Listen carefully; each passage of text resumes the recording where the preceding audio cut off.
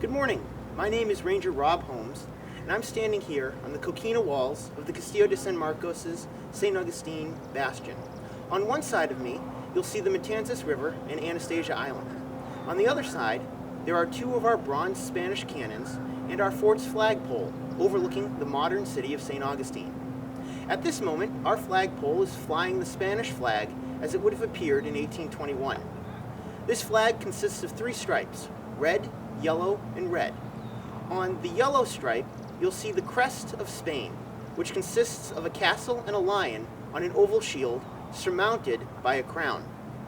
This is the flag that would have flown over the Castillo on July 10, 1821, when the Castillo and the entire province of East Florida were transferred from Spain to the United States. On that day, the flag of Spain was raised over the Castillo at 5 a.m. for the last time. Then, around noon, two companies of the U.S. 4th Artillery Regiment transferred from their schooner, the Meteor, to the smaller schooner, Tartar, in order to make their way into St. Augustine Harbor. While that was going on, American officers of the advance party delivered a U.S. flag to the soldiers of the Catalan Regiment of Spain who were here at the Castillo. Now, in 1821, the American flag was beginning to assume its familiar modern form.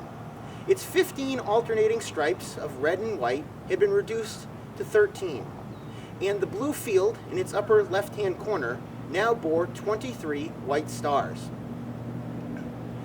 While the American soldiers on the Tartar were making their way over to the landing area, at 3 p.m. the Spanish soldiers at the Castillo raised the American flag alongside the flag of Spain on the same flagpole over at the Castillo.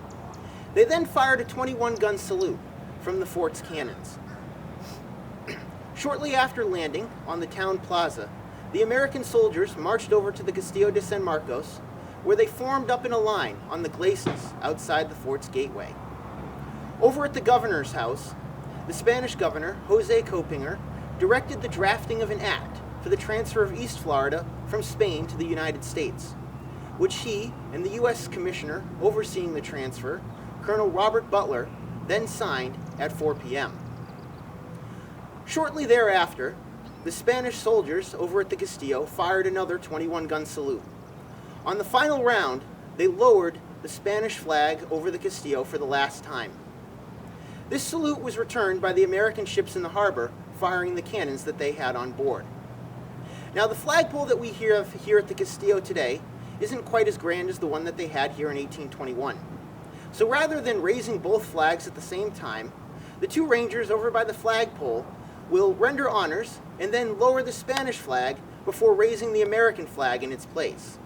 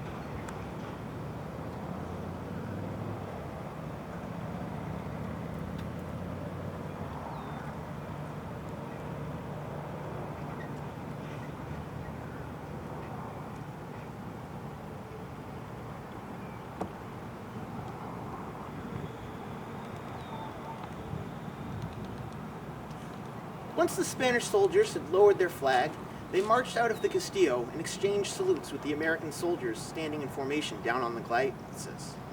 They then marched back through the city of St. Augustine, heading for the docks, where at 6 p.m. they began boarding their ships.